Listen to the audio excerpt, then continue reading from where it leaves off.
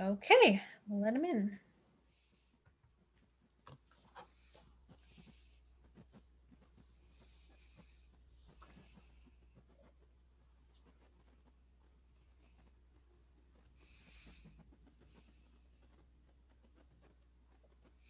Nice group. Yeah. Hello, everyone. We're just going to wait a few minutes here.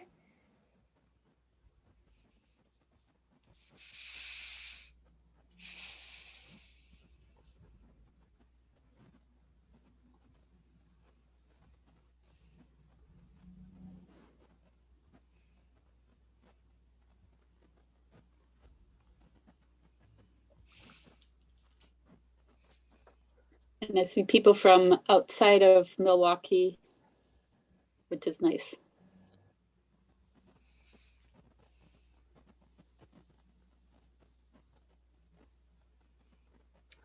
Let's see.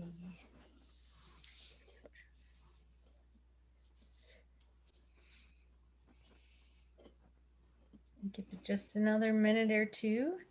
A few people are joining.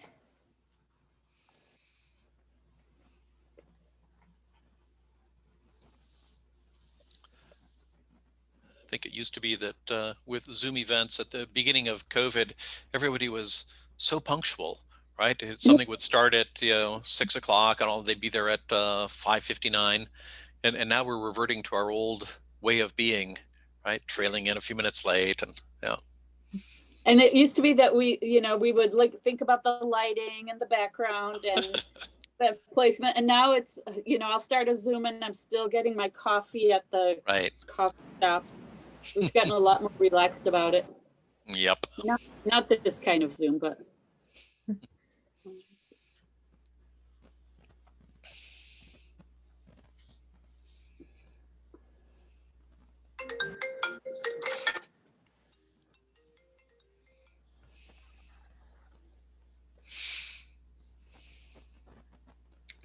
All right. Well, I think we can get started. I'll keep an eye on the waiting room, and I just ask that everyone stays muted during the talk so we don't have any background noise.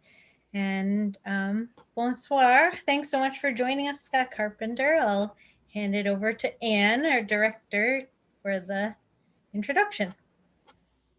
Bonsoir. My name is Anne, and I'm the executive director of l'Alliance Française de Milwaukee, and we're really pleased to have Scott Carpenter joining us. So Scott is actually not in Milwaukee; he's in Minnesota, in St. Paul. So that is the beauty of Zoom, is that we can connect with people and nobody has to get out of their living room.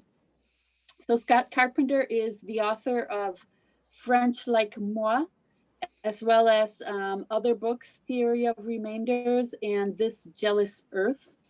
When Scott is not tearing his hair out over the life in France, Scott teaches French literature and creative writing at Carleton College in Minnesota. Scott is born in Minnesota and grew up in several different US cities. He's also lived abroad quite a bit in France, the UK, Denmark, and Germany. And he now considers Minnesota home, but Paris is a close second. On his way to academia, Scott has staggered through several bizarre jobs, including house painting, uranium mining, factory work, slave labor in a French chateau, coastline preservation in Brittany, every imaginable aspect of the restaurant industry, small engine repair, small office work, translation, sales and marketing, and many more. And I'm sure we'll hear about some of this tonight. Scott's academic training focused on French literature of the 19th century, and he eventually came to creative writing. He's the winner of many awards, including a Mark Twain House Royal Non-Such Prize for Humor. French Like Moi is a collection of 18 essays about la vie parisienne. When Scott moved from Minnesota to Paris, little did he suspect the dramas that would unfold, which includes scheming neighbors, police denunciations, surly demonstrators, cooking disasters, medical mishaps, not to mention all those lectures about cheese. Nothing in Paris can be taken for granted, even when trips to the grocery store lead to adventure. Scott leads us through the labyrinth of Parisian everyday life, one hilarious faux pas after another. Through it all, he keeps his eye on the central mystery of what makes French French and Midwesterners Midwestern. So what is Scott's conclusion about the essence of Paris? As he says, maybe that's the essence of Paris. It keeps you turning, confronts you with yourself, always leaving you with a touch off balance. So thank you so much for joining us, Scott. And we're really excited to talk with you tonight about your adventures in Paris and your book. Merci. Wow. Thank you so much, and Aaron, for setting this up. What a lovely introduction. I feel like we should just close it now and move to questions, right? You covered so much territory. It's a delight to be with you this evening. It would be even more of a delight if I could be there in person. I mean, seriously, I've got this travel memoir and I can't even leave my home anymore. But it's good to get this kind of connection nevertheless. It's especially nice to be virtually in Milwaukee. So I spent 3 years as a graduate student at Madison with frequent excursions to Milwaukee. Still have very fond memories of the place, especially of the Mitchell Park domes. I think maybe I read recently that the Mitchell Park domes the domes are maybe slated for removal or destruction or something. There's a lot of talk about what to do about the domes, but oh man, okay. Yeah. Well, so I will not enter onto that undoubtedly highly charged sort of political terrain. But so some of you may have encountered some of my earlier work. Anne mentioned novels. So I've got this novel called Theory of Remainders that came out a few years ago. And I just wanted to warn you that if you've read something like Theory of Remainders, it's very, very different from French like Moi. So Theory of Remainders is a dramatic literary novel about an American returning to France, to Normandy, in order to resolve a family trauma. It is not as lighthearted, I would say, in its take as French like Moi is.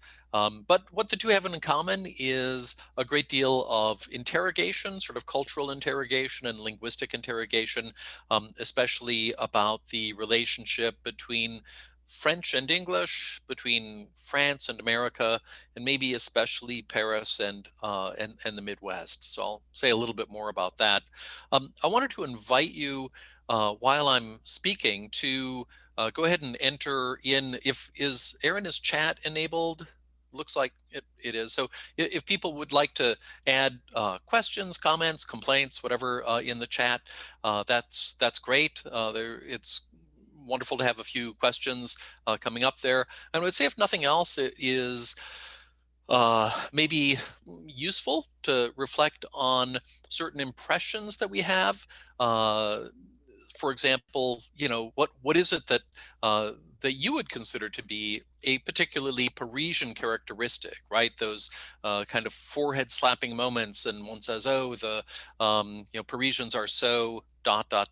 Or conversely, what is so Midwestern or Wisconsinian or Milwaukeean, right? Oh, Milwaukeeans are so whatever. And because my book actually has deals quite a bit with issues of preconceptions, cultural preconceptions, and the way in which we handle those. So I've taught French for a long time and have had back and forth entanglements with France and especially Paris for quite a long time. Teaching there, working there, I've led programs there. But this book, French Like Moi, is really a kind of a memoir that begins with the big plunge that my wife and I took many years ago to not just go and squat in some sort of a hovel. We would rent these places because it was always, on academic salary, be these really quite squalid places. And we thought, okay, that's it. We've had enough. We're actually going to buy a place. And so that is how the book opens. And I thought I would, so I've got like 3 or 4 little passages that I'll read while I'm speaking. I'll just intersperse these. But so I'll read the opening passage, just a couple of pages. And it's from the opening chapter, which is called Murders in the Rue Bobillot. To be honest, Madame C. replied in French, the problem is the neighbors. They refuse to die. The comment sent my tea gurgling down the wrong pipe. While I hacked and wheezed, our hostess pinched her brow with concern. Her sandy-haired partner, Patricia, tendered a napkin in case my insides came out. Ça va, Monsieur Carpenter? Ça va, I croaked, flapping my hand to keep her at bay. Repeating it seemed a good idea. Ça va, ça va. Anne, who'd been off inspecting the kitchen, returned to the living room for the chore of pounding her husband on the back. Madame C. watched from the sofa, and Patricia added cubes of sugar to their tea. The mood was far from homicidal. This kind of situation occurred with distressing frequency in Paris. I'd start a conversation on one topic only to find it veering into another. While I squinted at the butcher's explanation about cutlets, the road would somehow fork off to plumbing. At the post office, I'd be learning about airmail options, only to feel the clerk had hairpinned to the subject of Etruscan pottery. Swerves like this generally meant I'd misunderstood some crucial word, had careened off the conversational cliff, and had gone airborne for an undetermined amount of time. So when Madame C. mentioned murder as the reason for selling her apartment, I recognized the floating sensation and braced for impact. Where, I wondered during my fall, had I gone wrong? After all, the verb mourir had definitely whizzed by, calling to mind the deathiness of mortgages and mortuaries, and I was pretty sure she'd said something about neighbors. Of course, there'd been a slew of other words too, some of them possibly significant. It's always hard to tell which parts of a foreign language are the engines and axles, and which are the hood ornaments and air fresheners. Sometimes, if you play along, you can avoid a crash landing. So why do you suppose that is? I said. I mean, why is it the neighbors won't? And here I made a rolling gesture with my hand, inviting Madame C. to fill in the gap with a clarifying comment. She shrugged. It was inexplicable. Monsieur and Madame Potard were old and infirm, but they simply refused. You mean they refused to... My hand swirled. They refused to partir, she said, that is, to leave. Like to an old folks' home? No. Her look went steely. To the grave. So that was the beginning of our grand adventure. It turns out that the couple who lived in our apartment, the owners, had plans to expand. So they've been hoping to purchase the apartment next door and join it to theirs to have a little more room because Paris apartments are so small. And there was just one small problem with that plan, which is that the neighbors, who were quite old and sickly, really clung to life like barnacles and had survived for so many years that they finally gave up. They'd been hoping that they would die. They didn't die, so they were moving out, and Anne and I ended up moving in, bringing with us our daughter. So our son was already headed off to college soon after that, and so it was our daughter who was then subjected to this baptism of fire. The apartment that we purchased is located in the 13th arrondissement. I don't know how well you know Paris, what your sense of Paris geography is, but you know, there are these 20 arrondissements and they spiral out from the center sort of like a snail shell. And the higher the number, sort of the more distant they are from the center. And the 13th is on the outer perimeter. So we were pretty far from the center. We'd imagined that we would look for a place in the 5th, which is centrally located. We'd often stayed in the 5th before for a year or two at a time. And but it was just too expensive. And again, academic salaries being what they are. So we kept moving outward further and further as we're looking at apartments, more and more distant until sort of like NASA's Mariner probe making its way toward Pluto. And so we ended up in the 13th, which most people, if that's not like ringing a bell in your mind, that's perfect, right? So nobody really knows anything about the 13th. The area that we're in is, I suppose, sort of the middle of the 13th. It's formerly working class, still relatively modest in its dwellings, and very mixed population, very close to the Asian Quarter, the former Chinatown, and it's a quarter that has virtually no museums, no tourist hotspots. There's no reason for anybody to go there, and so it means that if you find a tourist in the 13th arrondissement, the poor person is lost and needs to be like directed back to the center. And to be frank, this was originally for us a kind of a disappointment, right? That we weren't able to get something more centrally located. But it turned out to be this incredible opportunity to get outside of this central hub of Paris and into an area that is really more, I would say, genuine in some respects, and very, very modest. So we moved in, and then we started dealing with this problem of trying to fit in. And fitting in France, if you've spent much time there, isn't always so very easy. We had friends that very good friends, but who didn't live in that part of Paris, and so we're just trying to make ourselves, I don't know, sort of comfortable and familiar with the place. And I contrast this with the experience that I've just had now moving to St. Paul. So I moved to St. Paul this summer during COVID, and into a condo, so a kind of an apartment building, and and moving things in the very first day, people would stop me. I'm like lugging things up, and they would stop me, and they would introduce themselves, and then word would get around, and the next person would already know who I was. And by the end of the first day, I knew almost everybody in the building, and I knew the names of their dogs. Whereas in Paris, it takes a long time for people to warm up.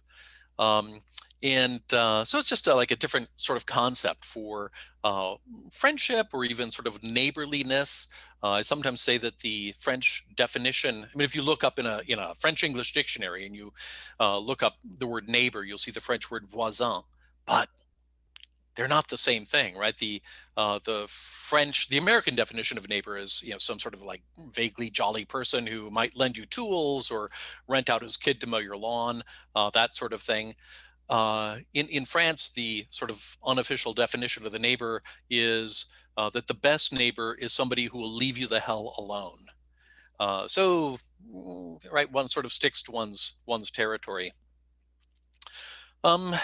Yeah, so it took a little while, and I thought I would read a short passage about when I felt that I had finally sort of connected. And this is after the first, several weeks, really. Repetition forged relationships.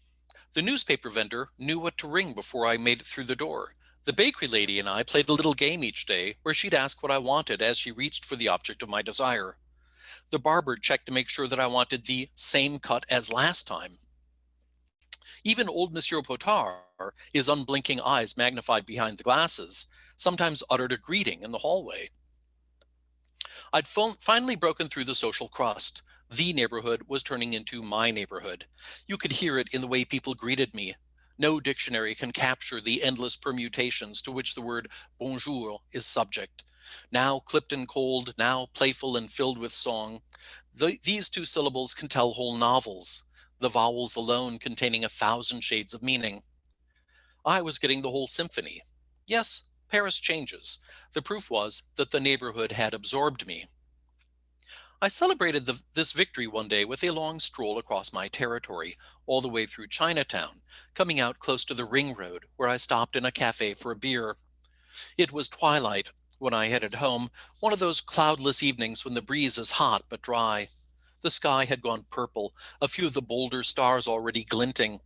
The universe stretched overhead, heavenly bodies bound by invisible strands, like the woof and weave that envelop us all. It was one of those moments when you feel you are part of a vast communion of souls. I passed a young woman on the street, and out of nowhere she uttered bonsoir. Not the impersonal shopkeeper version, but something more fragrant and familiar. We're all in this together, her tone said. We are human beings on a common adventure. I walked now with a lighter step. Sometimes the heavens aligned, things could fit. Two people crossing paths on a sidewalk in a huge city could sense their shared humanity, the fleeting pleasure of intersecting lives. Bonsoir, another woman called from the darkness. It was catching. I glanced back and we exchanged a smile. Bonsoir, I sang, infusing the word with emotion. You are fresh and beautiful, my greeting communicated. In another life, who knows what might have been. The moment was ripe with possibility, and its passing would remain with both of us forever. Bonsoir, a third voice rang out as I danced ahead. This girl was heavier. She wore a leather skirt, and her fishnet stockings led to stiletto heels. Then I understood, and my shoulders rounded. As night fell, the prostitutes had slunk out like cats. So this is the kind of experience that I would have again and again. I think what happens is that, like everybody, I get sucked into this image of the magical Paris, right? This idea of this wondrous city of light. I romanticize it just like everybody else, and then suddenly my image of it is deflated. It happens again and again. This experience of dealing with the Paris that we imagine and then having to sort of square it with the Paris that really is at the heart of the book. It's a problem. It's a special problem, I would say, for Paris, because Paris is the city that everybody knows before they go there. It's the city that is the most represented in films, in books, in advertising. Paris is very, very widespread. You find it sort of populating people's imagination. There's a whole library of videothèque in Paris that is dedicated to films that do nothing but represent Paris. So there are thousands of these things. So when people go to Paris, they know what they're looking for. They're looking for the Eiffel Tower. They've seen it 1,000 times in movies. They've seen it in ads, and they just want to make sure that the Eiffel Tower they see from the Trocadero corresponds to the image that they've seen in movies, or the Arc de Triomphe, or the Mona Lisa, or all of these other icons, cultural icons that we have about the city. So it makes it actually very hard to say something original about Paris and for people to have, in a sense, an original experience in Paris. This is somewhat true of France in general. And it goes to the initial experience that I had that gave me the idea for this book, which was actually not even in Paris, but it was in southwestern France several years earlier, when I'd been hired to accompany a group of American tourists. And I wasn't the guide. I was just there to sort of smooth things and chat people up and maybe translate a little bit here and there. And the group had this. It was run by a tour operator who had a tremendous, I don't know, sort of affinity for cliche. So we'd be in the bus and we'd be like tooling down the mountain road, and she would be whispering to the chauffeur saying, "Oh, at the next corner, stop, because that's where we get out to take a picture of the ducks on the pond." Or we'd be stopping at a chateau, and she'd tell all the people, "Oh, be sure you go up the steps on the west tower, because that's where you get the good view of the valley." They take us to the folkloric dance session that existed only for American tourists, right? That nobody was really doing that stuff anymore. So it was just like one cliche after another. And the penultimate day, we stopped at a farm to learn about foie gras. You know how foie gras is made, right? It's geese or ducks, usually geese, and they put a funnel in their gullet and they shove in all of this grain. And I was watching this and I thought, oh my God, that's what they've been doing to us for the past 10 days, That they put this like funnel in our brain, and they've just been shoveling in all these cliches one after the other. And that very same day, we returned to the hotel where we were staying, and people were getting off the bus and going up to put away their goose paraphernalia and postcards and things. And all of a sudden, there were cries ringing out from the hotel, people running up and down the hallways, this kind of mayhem. And it turned out that while we were out, the hotel had been burgled. People had come in and like ripped the safe out of the walls of the hotel, and people had lost jewelry and wallets and passports and all sorts of precious things. And it was like utter chaos. People running, the hotel owner like wringing his hands, the gendarmes show up like getting out of their little car like clowns at the circus. And what struck me was that this was the first time that reality had erupted in this very pristine surface that had been presented to us. And I loved it, which was when I realized how much I really enjoy it when things go wrong. And how much fun it is when you can actually get beneath the surface of things. So that was really the idea behind the book in general, that I wanted to try to do that with Paris, which has this very robust set of ideas and preconceptions. We all know that Paris is, it lives in our imagination, the way that it's promoted by the tourist industry and the Chamber of Commerce, right? It's and literature and the arts, right? So it's Paris as this glittering, wonderful, sophisticated place. It's sensual. It's cultured. It's exotic. It's also kind of erotic. And I thought, what fun it would be to put that in opposition to the Midwest, which actually has somewhat different set of cultural associations. That it's considered often like flyover country, not so glamorous, a little plain spoken, and maybe not quite as sensual as Paris. And of course, these are all cliches too, but it would be fun to put those two things together and see what kind of sparks would fly. So I picture the book as being similar to those kinds of volcanoes that we made in elementary school out of plaster of Paris, and you stuff them full of baking powder, baking soda, and then throw in some vinegar and just watch it spew all over. Yeah, so the trick then is to really get underneath that crust and to be able to live it. And one of the tricks that I found for doing this had to do with, for example, joining the condo board. So moved into this building, and every building has a homeowners association or condo association, and then there's the board that helps to sort of run it. And so I joined the board, which I would have to say is the last thing that I want to do here in the States. but in Paris, it's a marvelous opportunity. Because again, there are lots of closed doors, both symbolically and literally. It's hard to get inside the real workings of things. And when you join the condo board, suddenly it cracks that whole building open. And you get to learn about all of the little internecine battles that are taking place, and who is irritating whom and who is not paying their dues and things like that. So it just provided another opportunity to learn about what was going on in the building, and then to form bonds with the members of the condo association. So there were various things like that that I was attentive to.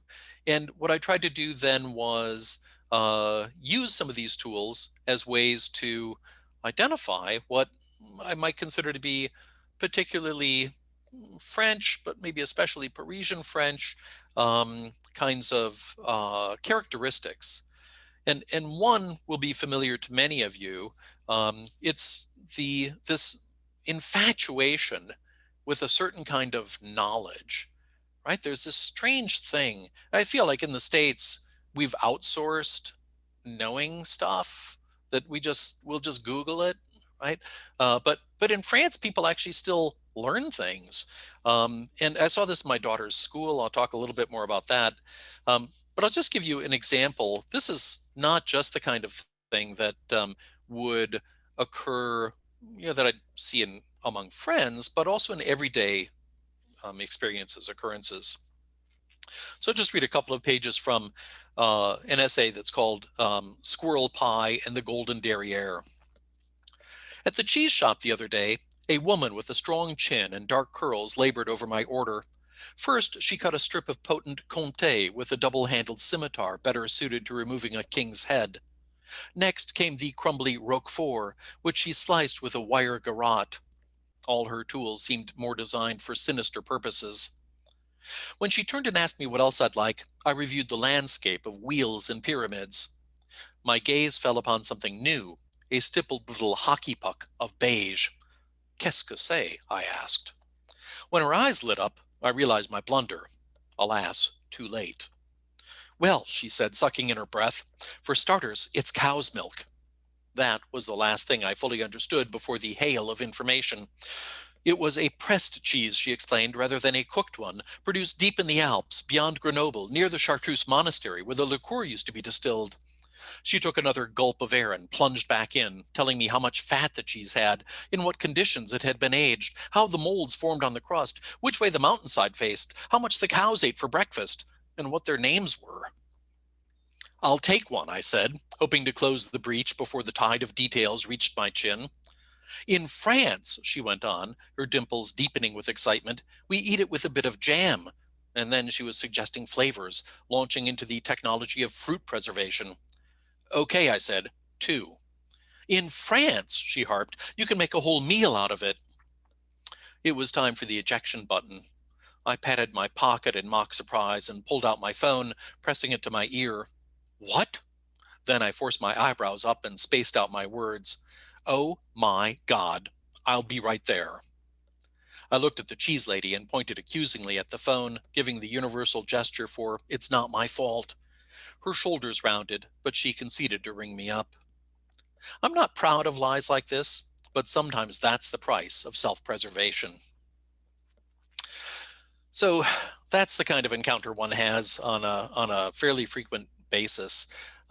There's this pride taken really in knowing about things and having like special areas where one has like a special accumulation of knowledge.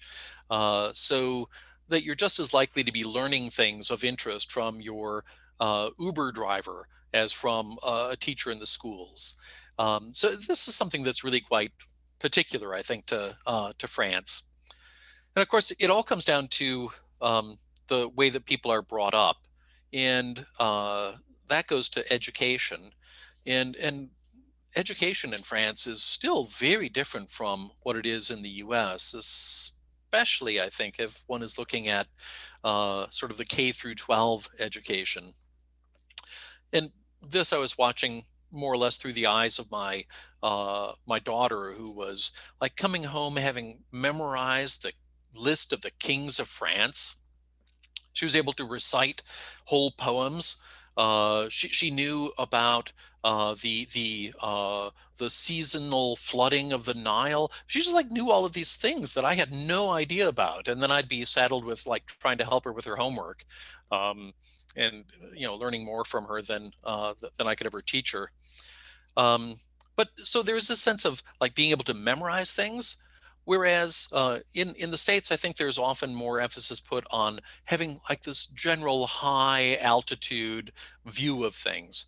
And I sometimes compare it to the difference between these two painters, Monet and Seurat.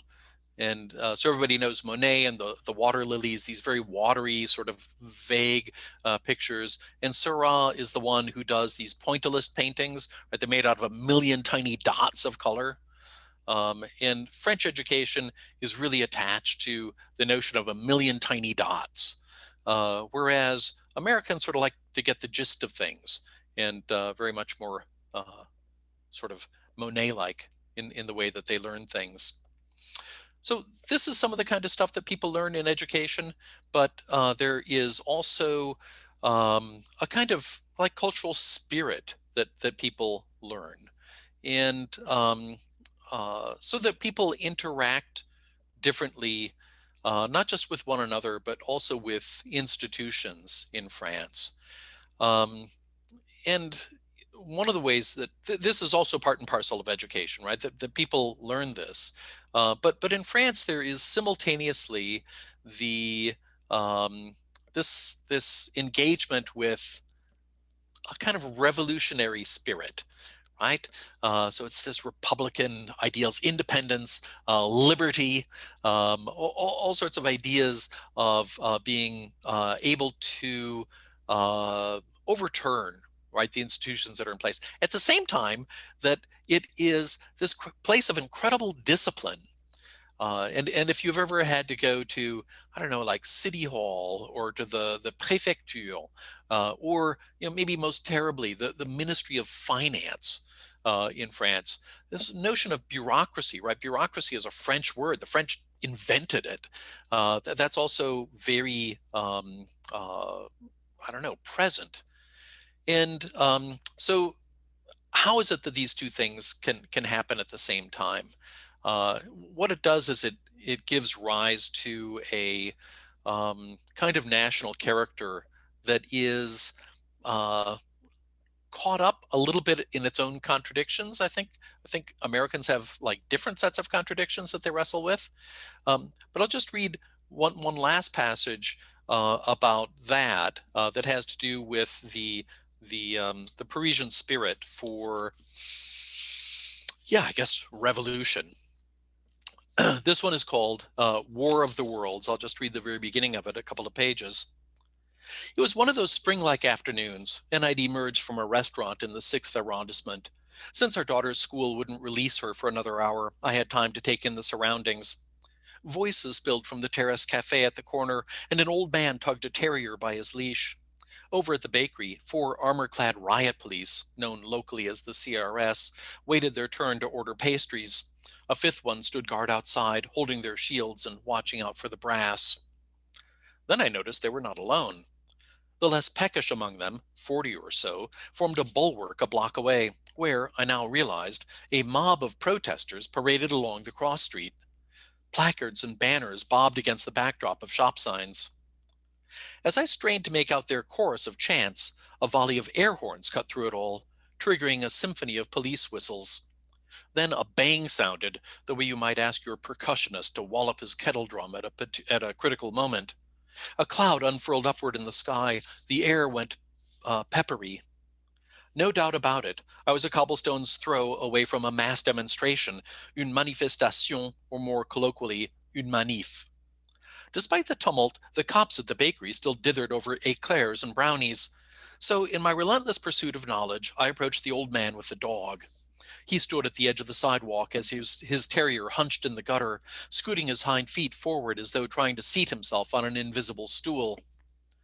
Qu'est-ce qui se passe? I asked, while the demonstrators skirmished half a block away. The man studied me, his eyes heavy with the wisdom of the ages. Il chie, he declared, stating it like one of those expressions for the weather. It is raining, it is snowing, and now, of all things, it is shitting. It sounded like cultural commentary, but then I noticed the tawny pile in the gutter. Lightened of his terrible load, the dog now led his master down the street, both of them oblivious to the cries and the clouds of tear gas. As history teaches us, some people are freedom fighters and others are collaborators, but most just want to get on with the business of life. Manifs, which sometimes turn violent, go with the territory around here. France is famous for its commitment to authority and order, but every so often the top blows off the mountain and you're left with a volcanic cauldron of revolution. It's tempting to imagine the country as composed of 2 groups, rabble-rousers facing off against disciplinarians. But things aren't so simple. Both impulses infect each person, expressing themselves on alternate days. Your run-of-the-mill Parisian is the sort of monster Dr. Frankenstein might have contrived if his choice for body parts had been limited to Louis XVI and Robespierre, that is, the limbs of total domination and total revolution. Stitched together, they form a creature whose main activity consists of smacking himself. So this is just the beginning of what is a longer encounter with trying to decipher the mysteries of these, of the manif, right, and of these violent tendencies. Um, so I'm just mindful of the time here. No, I've been ordered to keep it to about 30 minutes or so, and we'll have some questions. I'll just say one of the things that I don't really talk about in the book is like famous places, famous people, famous museums, famous artworks, famous events, famous things. I guess I don't really talk about very much in the book.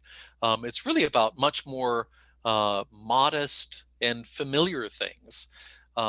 It's also because when I travel, it turns out that I have a certain amount of patience, even interest, I guess, in architecture, and I can march through the Orsay Museum quite happily as the next guy, I suppose. But what really makes travel important to me is the interaction with people. And that has to do with friendships that develop over time. That's certainly crucially important, but it's also interactions with people in small, everyday ways. And for me, it ends up being the lady at the cheese shop, right? Who's trying to teach me a little something about her cheese, or the people that I deal with at the bakery on a regular basis.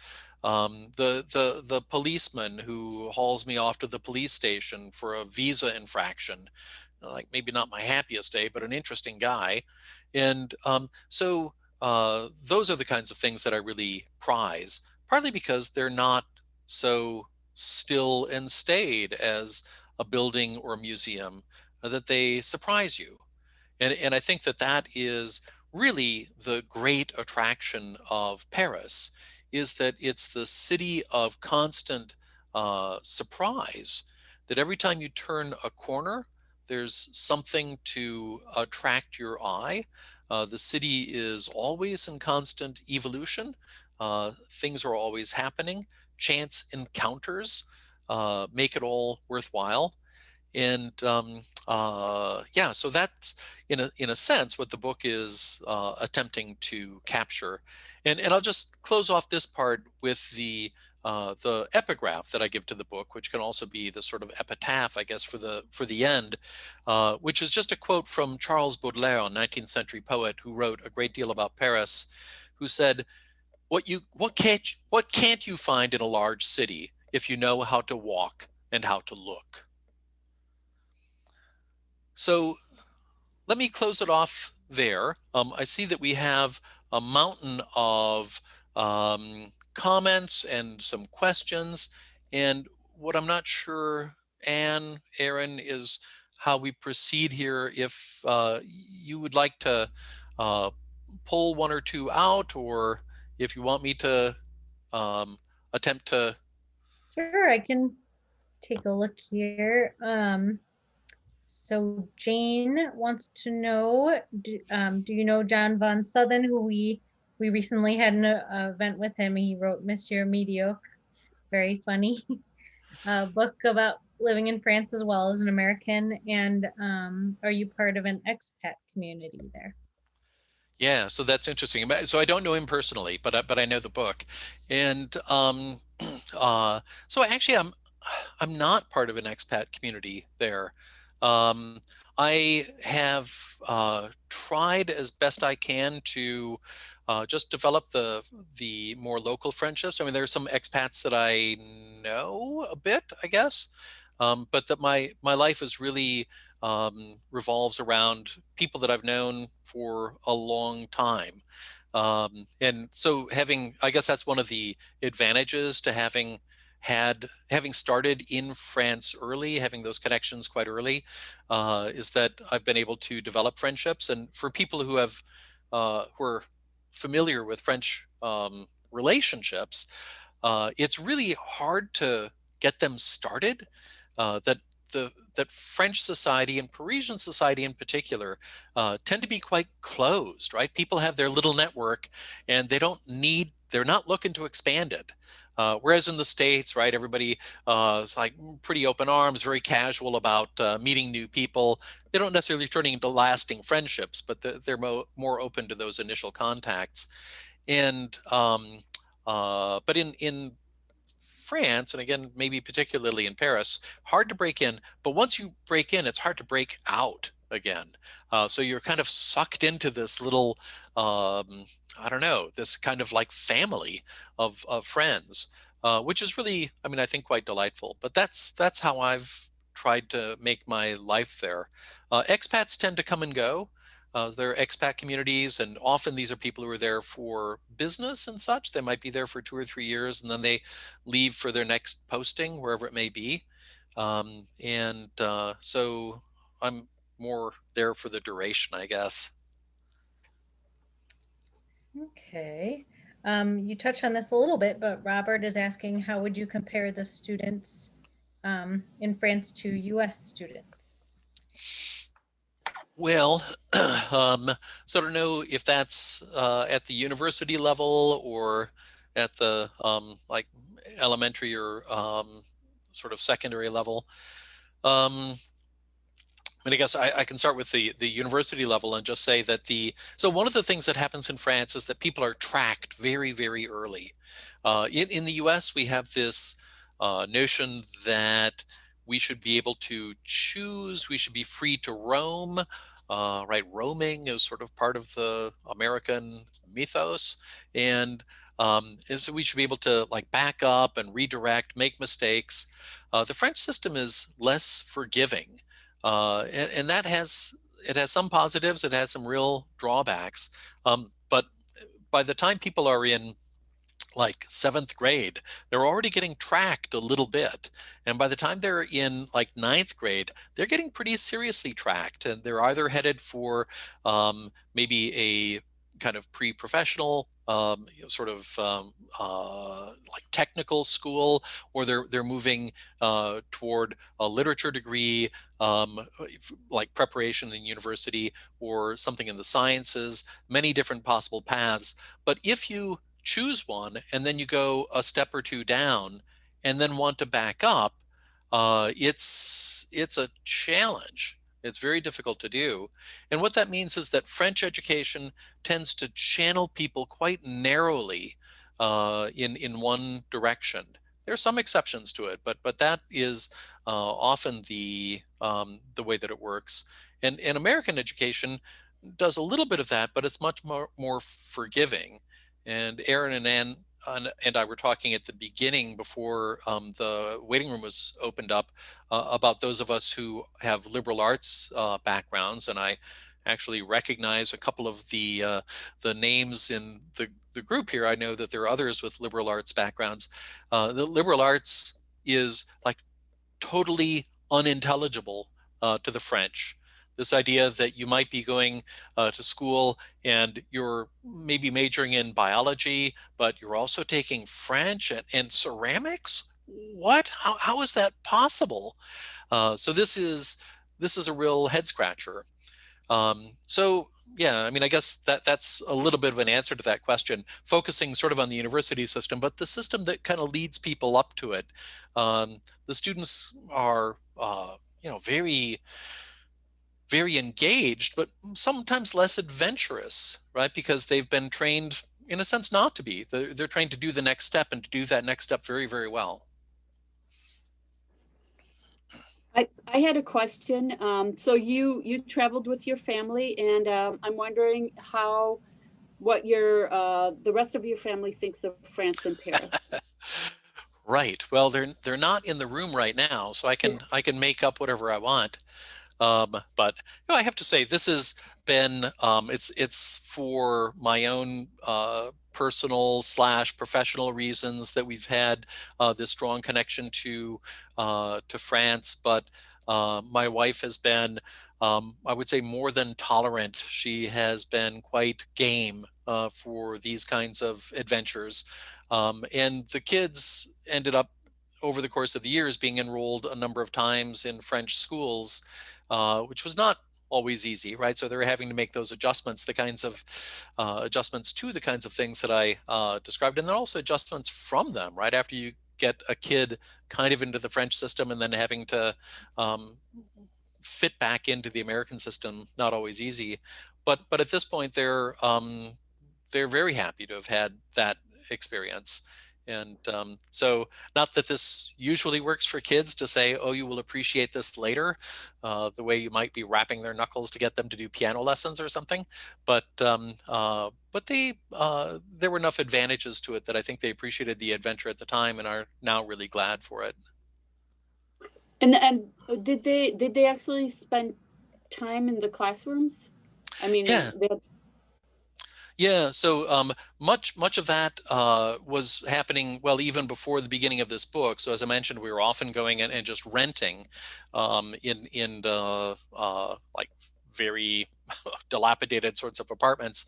But then because we were there, we were residents for, a year or whatever the time span was, we just enrolled them in usually in French schools, and then toward the end of high school in a bilingual school that had a more flexible curriculum to allow them to finish their American high school on time. Mm-hmm. Okay. And you mentioned as an adult, it was harder to make friends, but do you think that was the same for kids, or? Well, kids make friends easily almost everywhere, right? So there's this phenomenon of the great sort of brotherhood, sisterhood, siblinghood of young people. And so especially if you're a foreigner going into a classroom, there's some kids who maybe want nothing to do with you, but then there are other kids who decide to take you on as kind of a pet project. I had a friend who was also putting her kids in French schools. And right, I remember, so after their first day, two daughters, right? At first day, the first daughter comes home and the mother says, oh, well, how was it? And she's like looking bedraggled and exhausted. And she says, oh, it's so much work, but I think at the end of the year, I'll maybe fit in. And the second daughter comes home, is like looking very sure of herself, hands on her hips, and it's like, how was school? And she says, well, it wasn't easy, but I'm sure that by the end of the year I'll have them all speaking English. Right. So it depends on how the kids are going to connect and how much they're going to try to become, like their French friends, and how much the French friends want to become them.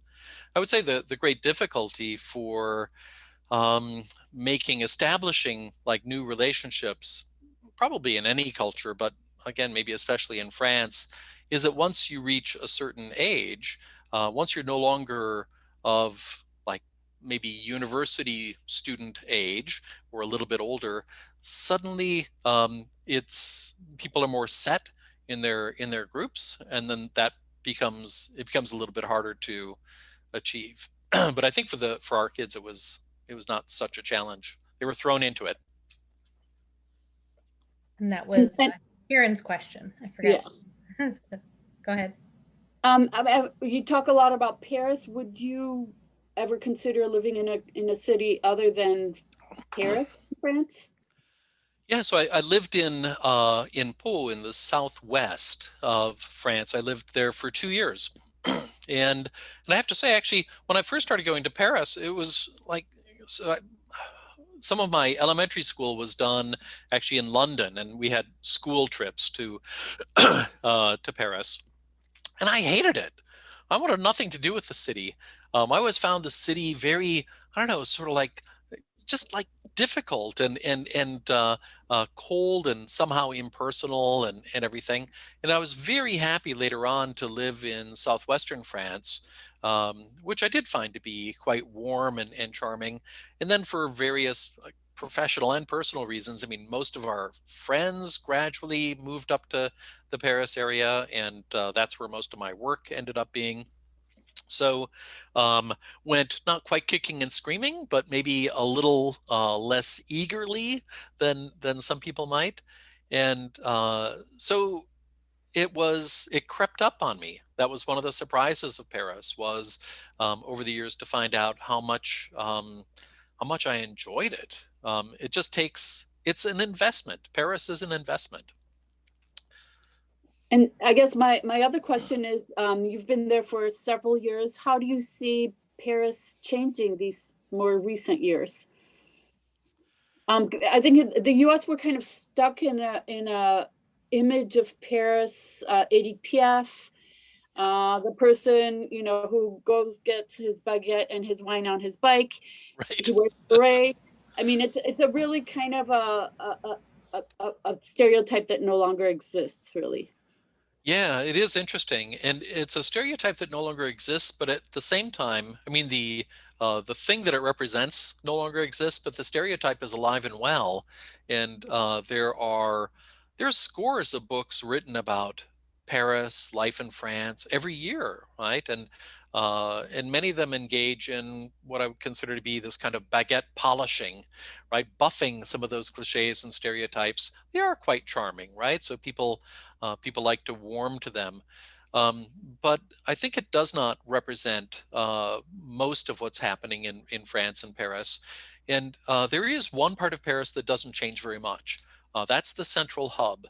It is that kind of tourist center, the central arrondissements changes a little bit, but it is so strictly regulated. And in fact, the government and the Chamber of Commerce and the Tourist Bureau all work to make sure that it changes slowly and only in small ways, in order to preserve, in a sense, that stereotypical image that we have of Paris.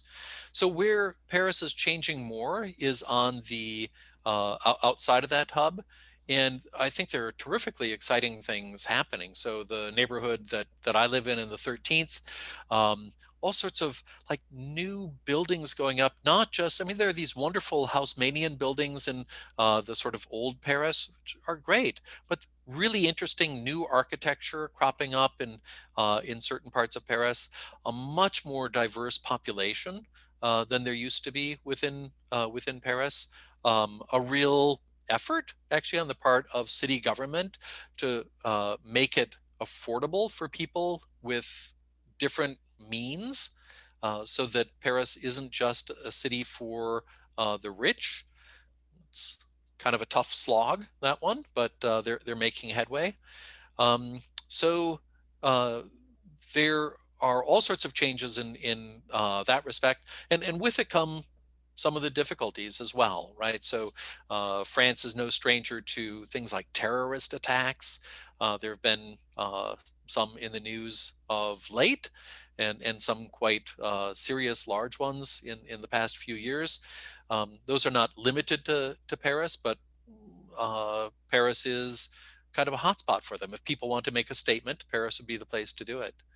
But so those are a few thoughts. Mhm. And it looks like we have one more from the chat. And then if anyone else wants to unmute yourself and jump in, and we're almost out of time. Debbie asks about your French studies before going to France. Were you did you hit a lot? Yeah, so certainly before this book, so the events in this book really take place, after I'm quite well established in my career. I was plunged into French at a young age. I guess I was in 5th grade, and actually hated it. I mean, I was, and as I mentioned, we did these school trips from London to Paris and like little homestays and things like that. I was not a fan of it. When I finished high school, I thought, oh, thank God, I will never have to do another verb chart in my life. And but then I missed it a little bit and went back to took another class of French during my freshman year, and so then started doing more advanced work. And yeah, so after that, it was just a succession of like lots of jobs in France, and read off a list of some of those jobs at the very beginning. And I would say that is a marvelous way, right, to learn, to just be having to do something, having a job that you need to be doing with other people, and that was kind of my linguistic education, was more the linguistic college of hard knocks. Great. Well, anyone else have a Well, last? somebody has something. I don't want to hug up. I guess I'll just ask while we look for other questions. What you have an apartment that you haven't been able to go to for about 10 months. How is the confinement, and how are you dealing with, that separation from your space? Yeah. So, I mean, just like everybody else, right? It's terribly difficult. And I do feel that I have almost half of my life in France, and to be separated from that, except by Zoom, is not easy. At the same time, I tell myself, well, what would change if I were not in my condo in St. Paul, but I were in my condo in Paris? Well, I'd be confined to that one, and I'd be zooming with friends from there, and just like doing my little walks in various areas. So it's been it's been difficult, um, but I don't know. I mean, I think everybody's just trying to sort of tough it out. And in a sense, what I would be missing in Paris, because I can connect a little bit to friends while I'm away, is the opportunity to do things with them, to go to the theater and to go for a jog, or go do whatever it is that we would be doing together.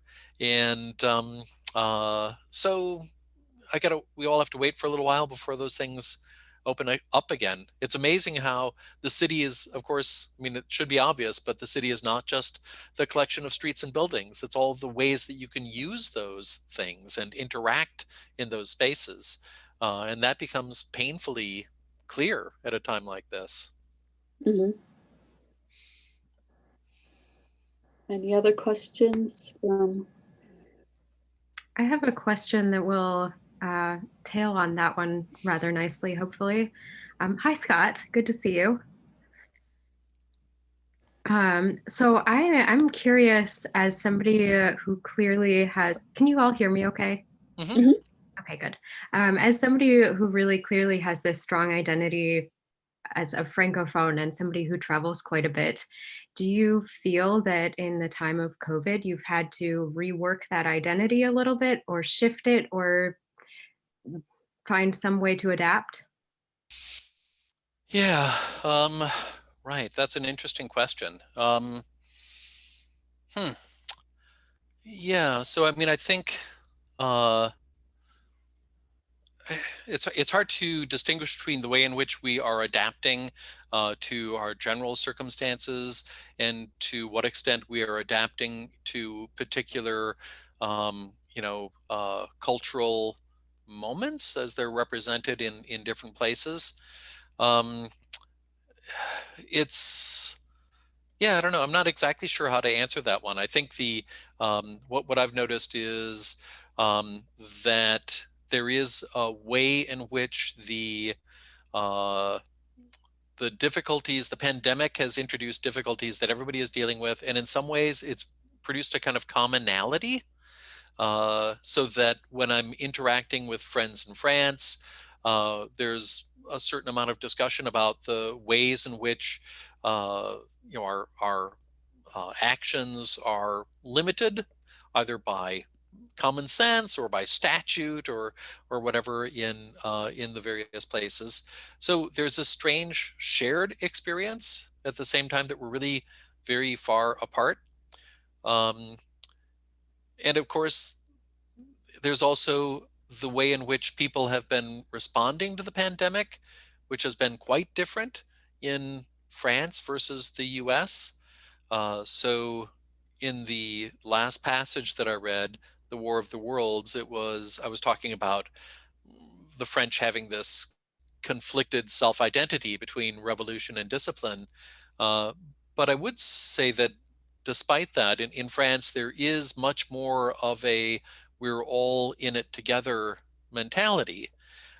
So that when there have been mandates about the wearing of masks, or the affidavits that people have to carry if they're leaving their home, if they're going out, uh, there have been, it's not as if there have been no infractions, but For the most part, people are on board with this. They're suffering through it, but they understand it's for the common good.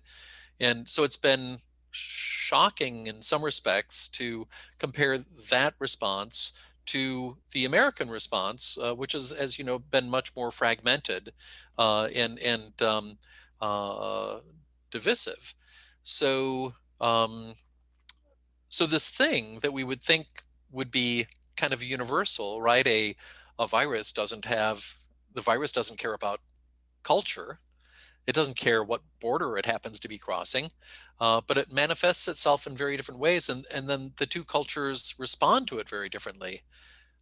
So in that respect, so I guess I'm still responding to Marilyn's question, is I feel very, very close to the French take on things like that. I confess there are times that I just don't really understand the country that issued my passport. This is one of those moments. This is Bob and Jane Kramer in Madison, Wisconsin, but I had a Hi. graduate roommate, Francois Carleton, from Paris, who we visited many times. The French pride. Francois had tremendous French pride. And I'm wondering, with the terrorism and the immigration issues, even before COVID, I'm just wondering, haven't seen Francois for a few years, recently, what has happened to French pride? That's a great question. Yeah, so France has taken a hit, right? Yeah. And I think that there are ways in which the past several years have been really quite humbling. In a sense, for a long time, France was trying to kind of live up to or regain the prestige that it had during, I don't know, like the Charles de Gaulle years or something. Right? There was a time when France was one of the major powers, not just economically. Of course, economically, it's still a very large player. It's like the sixth economy in the world, but it is it doesn't have the cultural dominance in a sense that it used to, and it is dealing with some significant questions like interrogations about its own cultural identity. Um, so yeah, I mean that's a very, I don't want it to be glib, but short answer that I think it's a fraught time really for French identity.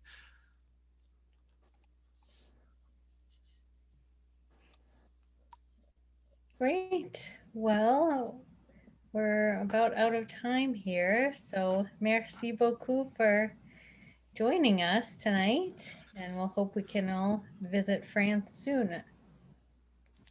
Yeah, well, thank you so much for having me, and I hope that it was time well spent. What else do we have to do right on a Tuesday night? And I think the book is available at the local bookseller, right, Boswell in Milwaukee, and obviously other places as well. Always happy to respond to any questions that you have or other events that you'd like to schedule. Great. Well, this is wonderful, and I think you've really given us a taste and a desire to pick up the book. It would make a great present for whoever you're buying for. So, Great. Okay. merci. Thank you so much. Great. Merci. Merci beaucoup. Bonne soirée. Bonne soirée.